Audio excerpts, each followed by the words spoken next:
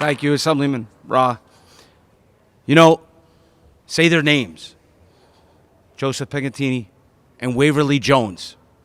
What happened on that frightful night in 1971? They were lured with a bogus 911 call. Waverly Jones was shot in the head, died instantly. Anthony Bottom unloaded his firearm into Joseph Pigantini. When that didn't kill the officer and he was begging for his life, Anthony Bottom removed Joseph's gun from his holster and went on to empty the officer's firearm into his body, executing him in cold blood as he begged for his life. Does that sound like a political prisoner to you?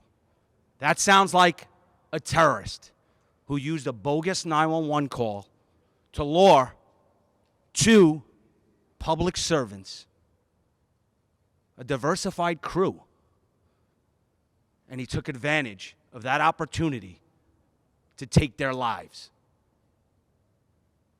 He went on to make up stories saying that these officers were dealing drugs in the housing projects. He admitted that, Anthony Bottom did. What happened? He was convicted, and he went to prison for the domestic terrorist he is. He talked about atonement when he got released in 2020. He's allowing Brockport University to put out a statement that he's a political prisoner. Something that he tried to claim in the 1970s. But supposedly, he was rehabilitated in prison. If he truly was remorseful, and he truly had it in his heart for these officers and their families, then he would have corrected that announcement that he was coming to talk about as a political prisoner. He would have actually been honest with people and said, if you want to have an honest dialogue and you want to invite students to hear us and talk about it, then we would have talked about how we can bring communities together, not putting a wedge between us further with the anti-police rhetoric. That was doubled down today with that letter where it said students may be traumatized by having officers on campus. You know,